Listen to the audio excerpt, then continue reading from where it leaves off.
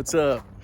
Okay, so I don't really have anything planned on this video, so we'll just see how it goes. Actually, I don't know if I ever have anything planned, to be honest with you. But I was just given a Greenworks battery-powered 25-inch commercial mower today. It's not a gift or anything, it's a demo. Todd from Pace is letting me use this. He also dropped off a battery-powered trimmer, string trimmer, and I'm really excited about that one because in the past I've had employees that, trying to pull the cord, have complained to me about it and actually didn't want to be in the mowing division because of all the pulling on the blower and trimmers. And so that got me thinking, in the past I've seen how easy it is to use the string trimmer. And so I actually went about ordering a few, battery terminals and connections and transformers so I can try and power the batteries from my truck. The problem is, I don't know if it's a problem, but some of the garage shops that I've taken it to never really did that. They were just going off of logic and what they thought the battery could connect to inside the truck. And anyway, it turned out that it was going to cost me around $1,500 to $2,000 for every 1 or 2 battery chargers in a truck if I wanted to run them directly to the battery of the truck, and it would only power when the truck was on, which I thought was okay. But anyway, I did look into it, but the cost of each battery is about $300, maybe more. Actually, it's definitely more if you want. But I went online and you can find some batteries cheaper just because they've had a previous owner. But you can tell from the post that it wasn't really used much. A lot of them still had the box in good shape, everything in good condition. They just didn't have a yard or something. Maybe a lot of them were people won a raffle or something and they were given like a battery with a trimmer to it. So anyway, I did look into it. I am really interested about using battery powered string trimmers. I'm not super excited about the mowers just because I really don't know how long they'll last. If the battery's not charged, then we've got problems. At least with the trimmers, we can always carry a gas powered one with it, so that if the battery does run out or something, you still have the traditional gas powered one. So I'm more willing to try the string trimmer, but this is cool. I definitely want one for myself, for my own house. I've got a guy that wants extra hours, and so he works at my house every Saturday, and I would like him to start using a battery powered mower, trimmer, all those things, because sometimes he comes early, and it would be nice if the neighbors didn't have to hear him that early in the morning, including my family that's still sleeping on Saturday mornings. So I'm really thinking about getting a battery powered mower. This one's the commercial mower, and from what I've seen so far, it actually looks pretty cool. Like, I can't lie. It's wide. It's got a metal or aluminum deck. It's got some weight to it, and the speed is super fast. I don't know how fast the Ego brands are. Okay, so right off the gate, this mower looks tough for a battery powered mower. Look, I think it looks tough. It's got a handle here for when you've got this tucked away, you can pick it up like a briefcase. He's got the housing for the 2 batteries here. I forgot how long they told me the batteries would last on this. I want to say with these 2 consistently running with the blade spinning for 1 hour. I think that's what you get out of these 2. I could be wrong. That's kind of what I remember. 25 inches. It's got the one side to raise and lower it. I think the height goes to 4.5 all the way to the highest, and I'm guessing an inch all the way at the lowest setting. So, but again, I'm just kind of guessing or going off of what they told me, and I can't remember now. But anyway, I love that it doesn't go super high, but it's really easy to raise and lower it.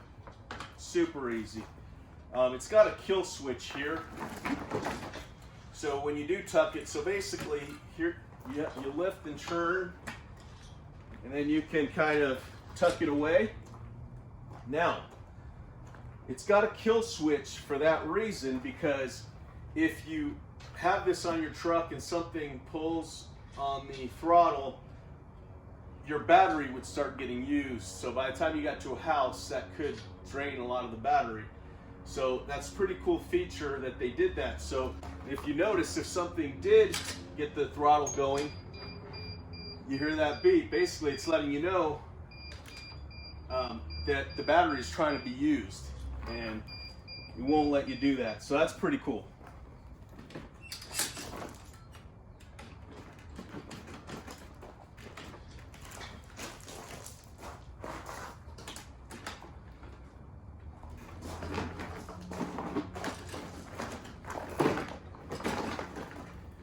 Does have the mulching plug.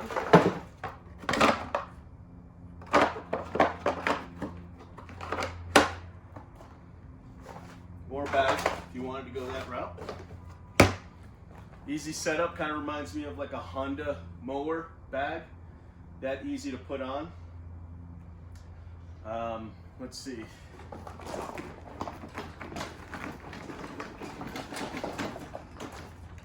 Now the cool thing about this mower is that the gear drive is always ready to go.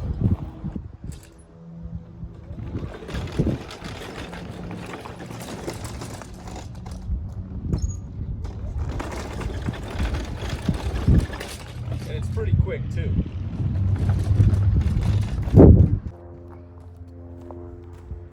The speed control is just right here, and as you're going, you can adjust the speed as you're going, which is really cool. And pretty much the same with the blades. Sounds like a fan. Unbelievable.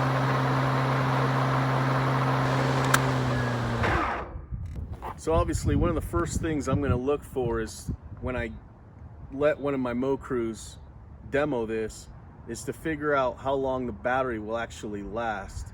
And one of the cool things is now that we're going into July, the grass is going to hopefully start growing slower, and so when we get there, it should for the most part be already short, and this will be a good opportunity to start using this and start utilizing that efficiency during this time, and maybe August as well, in September. So I don't know. This will be interesting, because one of the things I haven't thought of until I had this here, and as I'm thinking about ways of using it, is that we could start off the springtime with the bigger gas-powered mowers, and then slowly in the summertime transition to more towards the battery-powered equipment. It's easier on the grass, it's easier on the maintenance, and that'll give me plenty of time in between. So in that summer season, when we be utilizing these to start performing the maintenance, the bigger maintenance and revamping of all of the gas-powered mowers, that'll give me some good time, so that when, you know, September, October, and November comes, I can start transitioning back to the gas-powered, where the grass is growing taller. Now, this is all wishful thinking, you know, but it is something to think about, because if I'm only using this mower or a mower like this, you know, 3 months out of the year, and I'm only using the gas-powered mowers 3 or 4 months out of the year as well, I'm going to get a longer lifespan out of both mowers, and it will also show the, you know, give more value to the customers, because you're being more environmentally conscious. I'm saving on gas. All those things, you know, come together, if done right, could really make an impact on a business. So I don't know. Again, it's a lot of upfront money cost to do this, but if you think about it, you're basically spending the same amount of money. You're just used to spending it in ways that you're comfortable with. Like my mowers at this point, if I've got 5 crews out there and they've all got 3 mowers, it wouldn't be out of the ordinary to think that I'm gonna need 5 new mowers at this point of the year. I know it's still, you know, pretty much the middle of the season, but we are using those smaller commercial mowers pretty harshly. So, you know, at some point they're gonna start breaking down. And so this is just something to think about, and I may consider doing that. But the first thing is to figure out how long battery life I'm going to get out of each mower every day, and how am I going to charge the battery every day consistently.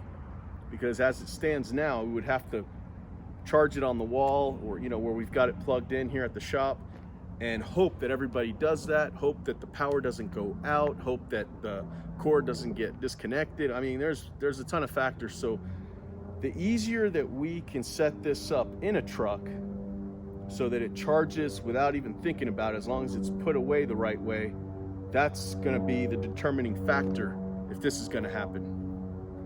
Now, the string trimmer, that may be something we could consider without a big setup for battery charging in the trucks, just because, you know, we can always take a gas-powered trimmer with us in case we you know, don't charge it right, or something goes wrong with the battery or something like that. So, but not having to pull any cords, that's huge.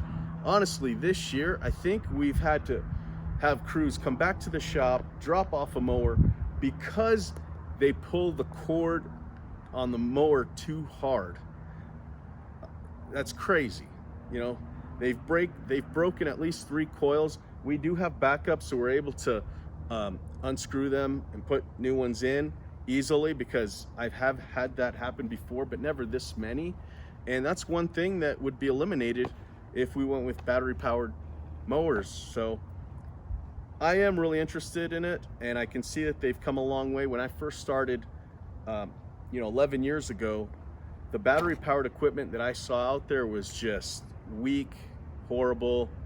Just, I knew, like, I've even had customers that had battery powered mowers or electric, where they plug them in and would mow, and if they didn't mow at least 2 times a week, they were calling me to get it back to where it was short so that they could mow it again. And that happened quite a bit. So they've come a long way. This one looks like a really normal mower.